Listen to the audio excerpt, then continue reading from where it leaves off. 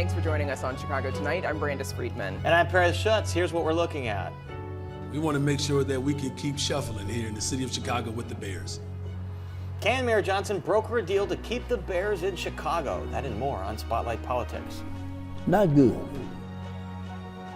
Behind bars and over 50, the experiences of elderly inmates in Illinois prisons.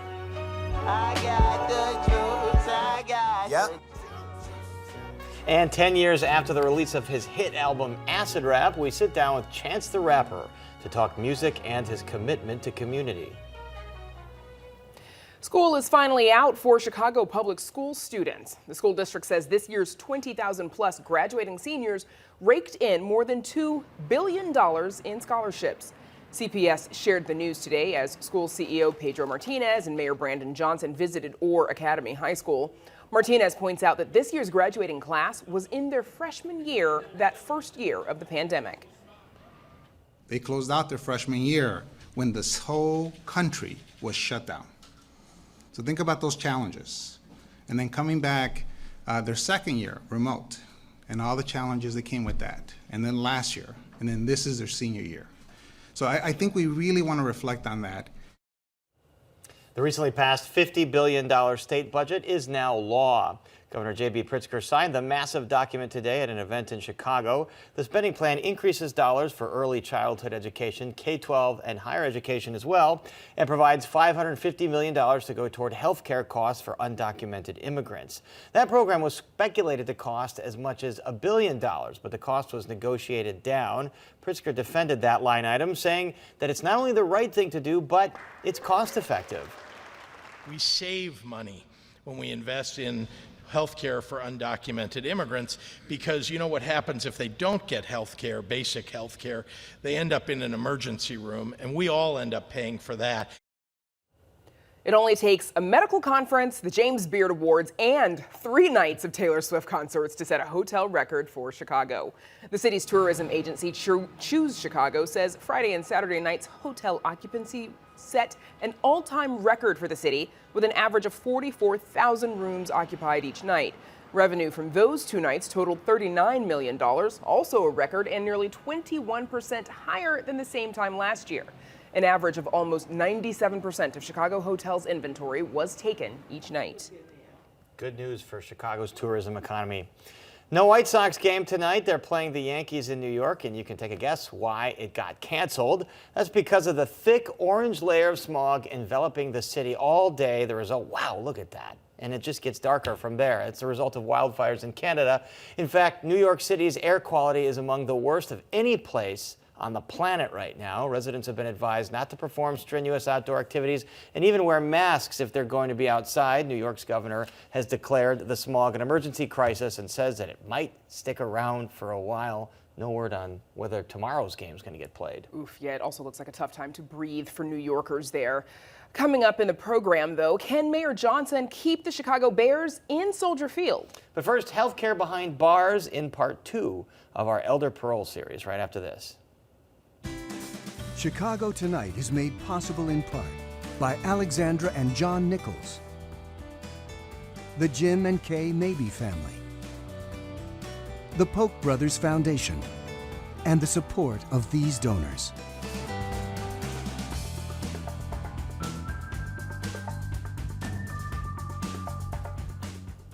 Yesterday, we told you about the growing number of elderly inmates serving time in Illinois prisons. More than 4,000 incarcerated people, making up 14% of the state's prison population. As they age, their medical needs increase. And the Illinois Department of Corrections is already 4 years into a consent decree dictating that the state do a better job of providing care for older people who are incarcerated. Advocates say that's just one more reason they believe elderly inmates deserve a second chance at life outside of prison. In the second and final part of our series on elder parole.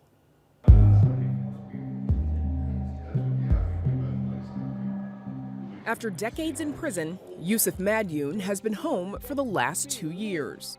I'm still trying to navigate my phone. I most certainly would not have brought myself into existence under those conditions. Today, he spends his time talking with the young men in the Green Reentry Cohort at the Inner City Muslim Action Network, or IMAN, where they respectfully call him Sheikh Yusuf. When I come over here and attempt to guide youngsters away from the path that I took, away from a path that leads to incarceration. Madyoun was released from prison through a process the majority of Illinois state prisoners don't have a chance at: parole. In 1967, he was Joseph Hurst, sentenced to death row for killing a Chicago police officer, a crime he says little about today.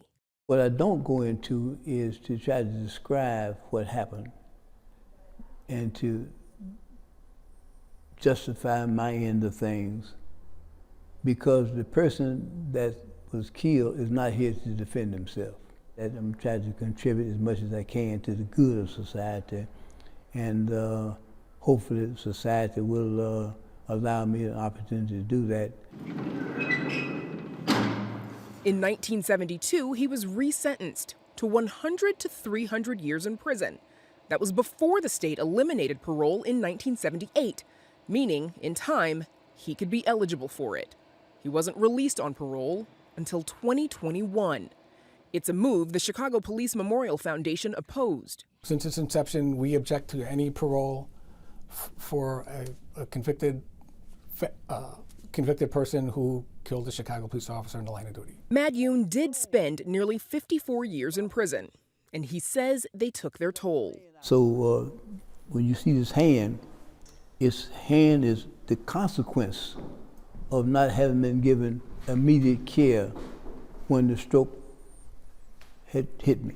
Madyoun says that's just one example of the poor health care he and other older incarcerated people receive from the Illinois Department of Corrections. I was made to wear a catheter for 18 months before the enlarged prostate was taken care of. Jenny Sobel runs the nonprofit Illinois Prison Project.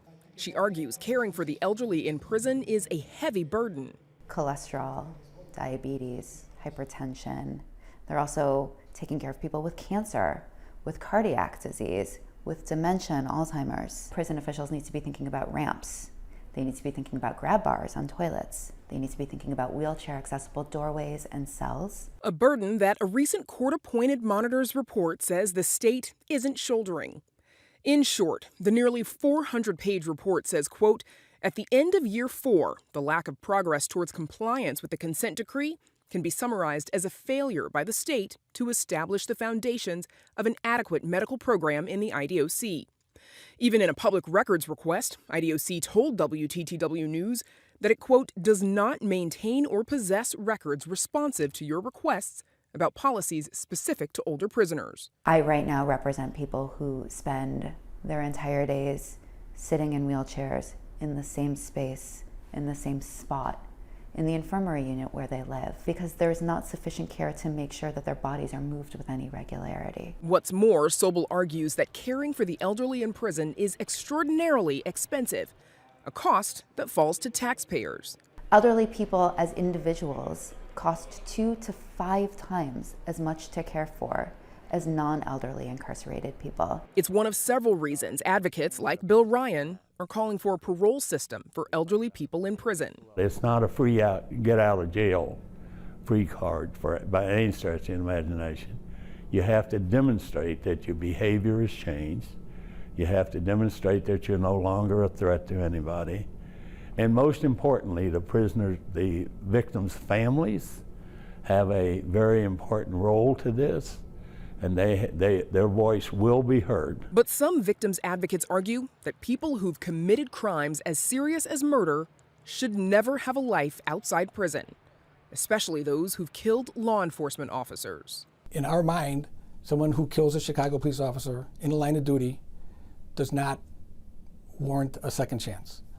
They forfeited that right. But Sobel and advocates argue older inmates are far less likely to recommit a crime, and that change is necessary. If nothing changes, if there's no significant shift in the way that we think about our criminal legal system and our prison system, the elderly population in this state and in this country will just continue to grow and grow and grow.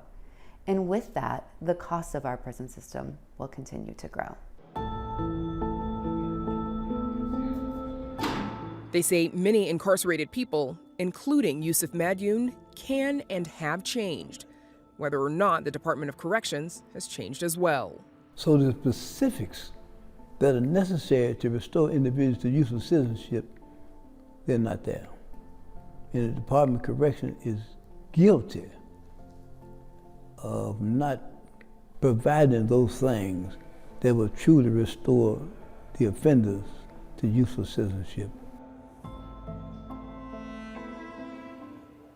One measure that allows for early release for elderly inmates is the Joe Coleman Medical Release Act, which went into effect in the winter of 2022. It allows people who are medically incapacitated or terminally ill to seek early release from the Illinois Prisoner Review Board. Now, records from the Illinois Department of Corrections show that as of March 24, 2023, the board granted 38 applications to have sentences end early under that act. It denied another 62. Up next, Spotlight Politics and the Bears' future in Chicago. But first, a look at the weather.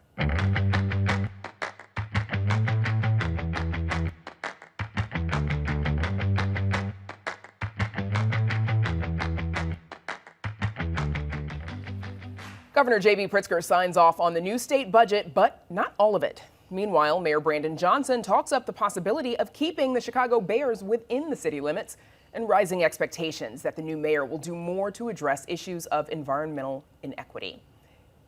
Here with all that and more, of course, is our Spotlight Politics team, Heather Sharon, Amanda Vinicky, and Paris Schutz. So at a news conference today, Mayor Brandon Johnson was asked what his administration is doing to keep the Bears in the city now that they appear to have reservations over that Arlington Heights deal. Here's a little of what he said. You know, I want to make sure that the ownership of the Chicago Bears, the Park District, and the residents of the city of Chicago have a real seat at the table to discuss a pathway forward. I grew up with the Super Bowl shuffle. Yes. We want to make sure that we can keep shuffling here in the city of Chicago with the Bears. Shuffling at Spotlight, the mayor and Chicago Bears CEO Kevin Warren, of course, they met today and put out a joint statement this afternoon. Here's a bit of what it says. Quote, "Today we met and discussed our shared values and commitment to the city of Chicago, the importance of deep roots, and the need for equitable community investment throughout the city.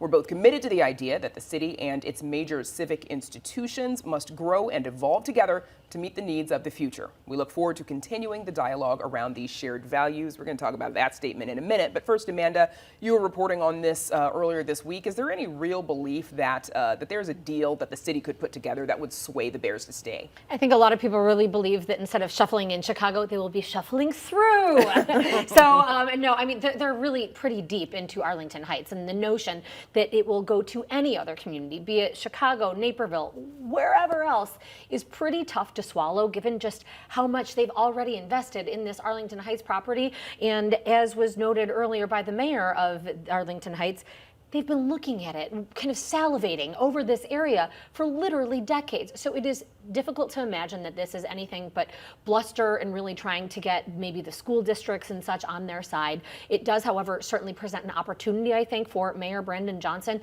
to at least make the effort. You never know. I'm not privy to those conversations, but that helps him, I think, publicly.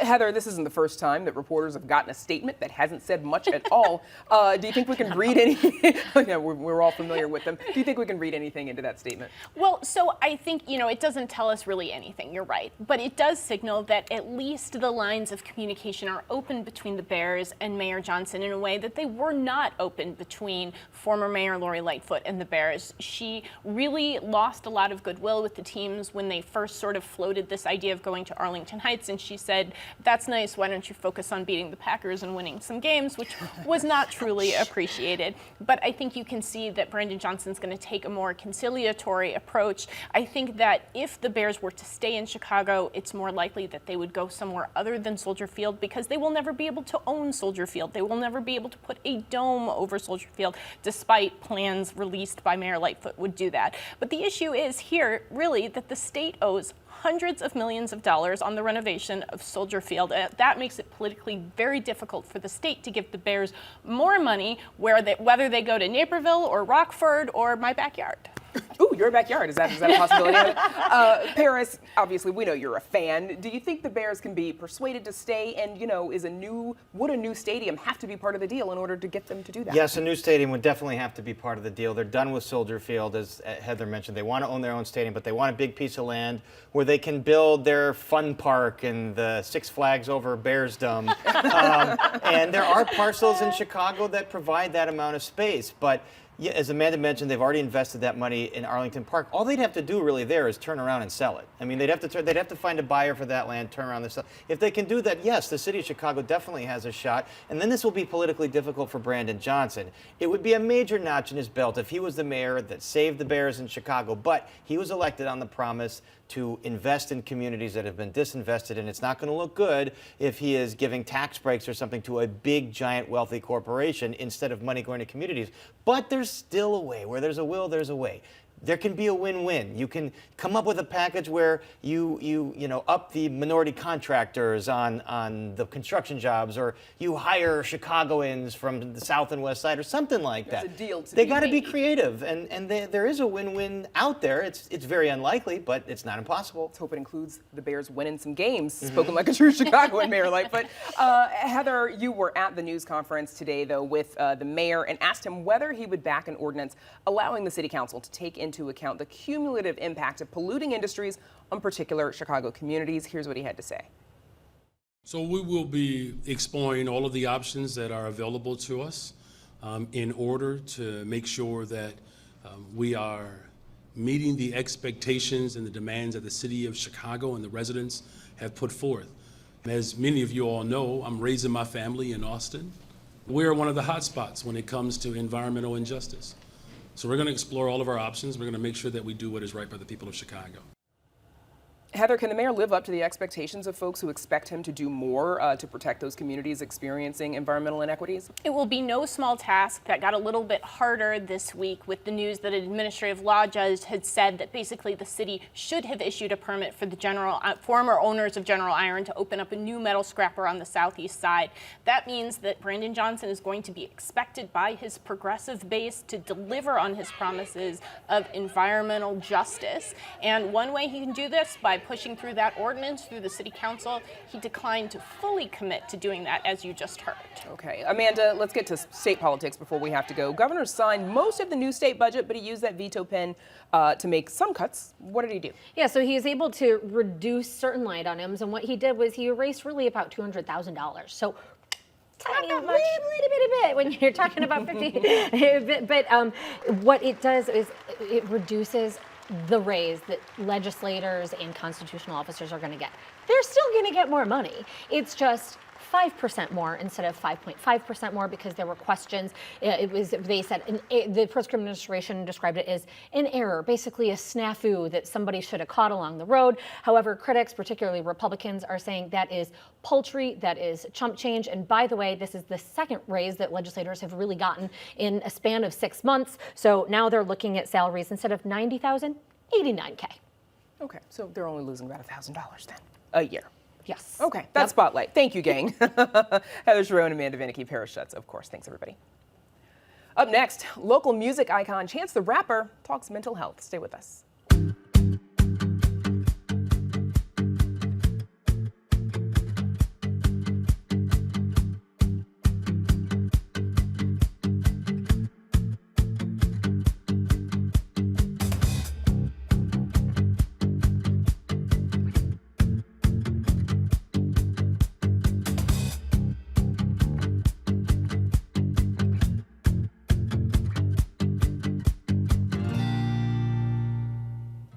Mental Health Awareness Month has come to a close, but Chance the Rapper's nonprofit Social Works is trying to make sure Chicagoans have access to mental health care year-round in an initiative called My State of Mind.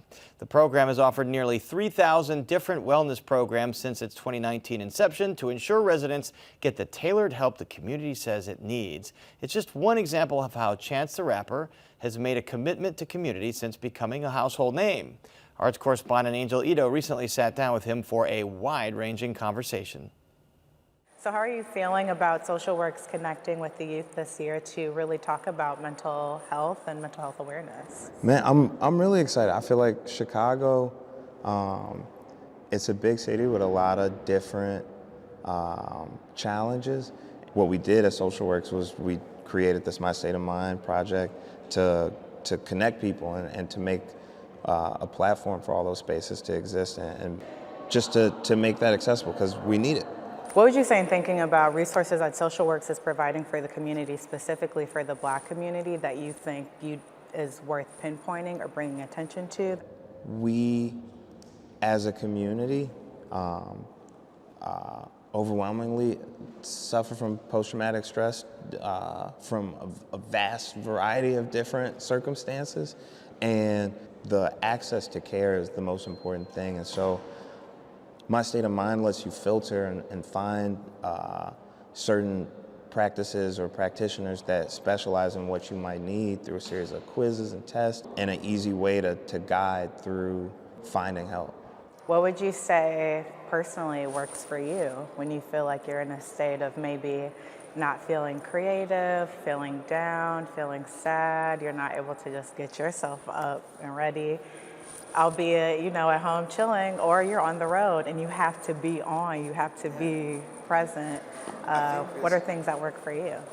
I mean, I try a lot of different things when I'm lacking motivation, but also when I'm like, I've dealt with depression before, I've dealt with anxiety before, I've dealt with a lot of different things, and I think what helps in all those situations, even though it's not as simplistic as this, is being amongst other people and creating space for your friends or your family or the people around you to even see that you might need assistance or help. For example, we just did a big bike ride, just a bunch of Black folks going out on a ride together, but the way that we invite people in is we're creating safe spaces for people that might be, not feeling okay. A lot of times people are able to connect with people and have conversations around things that they might not necessarily talk to their friends about or people on a day-to-day.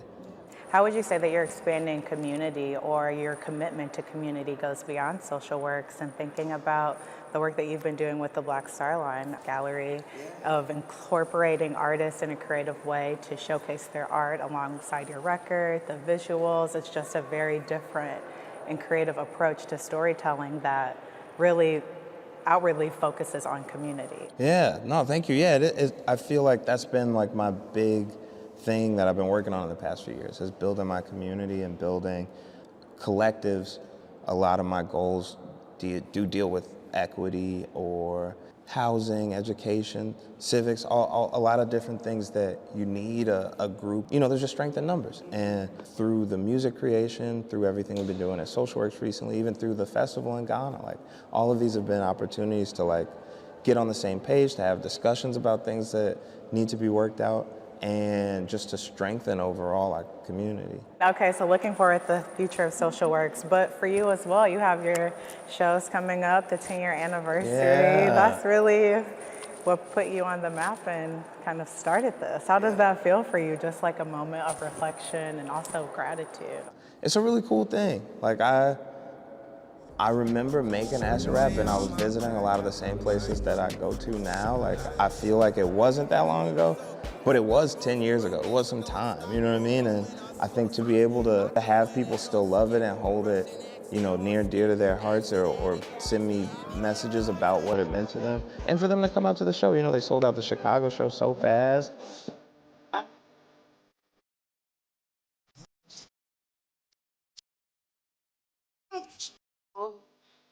So I went to college in Beloit, Wisconsin, and I kid you not, it was like these white boys with cosplayers. They're playing Cocoa Butter Kisses.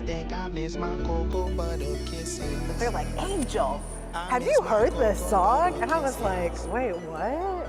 It was getting all over the place. Yeah, and it was just really starting, and that was really cool to see that moment of how you were able to bring people together in that space. And I think it'll be the same thing at the UC. Oh, thanks, man. I'm excited for the shows. I know Chicago is excited as well. Again, that was arts correspondent Angel Ito speaking with Chance the Rapper. He didn't go into detail about his first season hosting on The Voice, but he did share how happy he was to see one of the members of his team make it to the final. And if you're interested in utilizing some of those mental health resources, we have more information on our website. Very cool. Thanks to Chance for joining us. Got to remember to go to the festival in Ghana next year. We'll get tickets. We'll get tickets. We'll get tickets for that, yeah. Airfare, too. Obviously. That's our show for this Wednesday night. Don't forget to stay connected with us by signing up for our daily briefing. And you can get Chicago Tonight streamed on Facebook, YouTube, and our website, WTTW.com/news. You can also get the show via podcast and the PBS video app. And join us tomorrow night at 5:30 and 10. The business community announces a new public safety initiative to address gun violence in the city. And celebrating Puerto Rican pride with a parade, a cook-off, and more. We're live from Humboldt Park. Now, for all of us here at Chicago Tonight, I'm Brandis Friedman. And I'm Paris Schutz. Thanks for watching. Stay healthy and safe, and enjoy this evening.